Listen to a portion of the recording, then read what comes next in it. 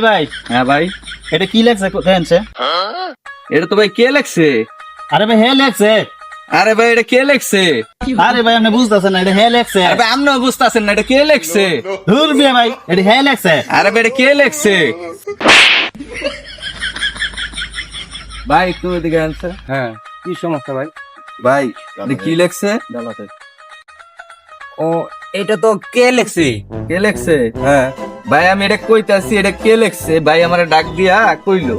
তো ভাই এটা দেখেন কি লেখছে, আমি কইলাম কে লেখছে। হ্যাঁ ভাই আমার একটা থাপড় মারছে। ওরে, এটা বিষয়টা হলো আপনারা কেউ বুঝতে পারতেছেন না।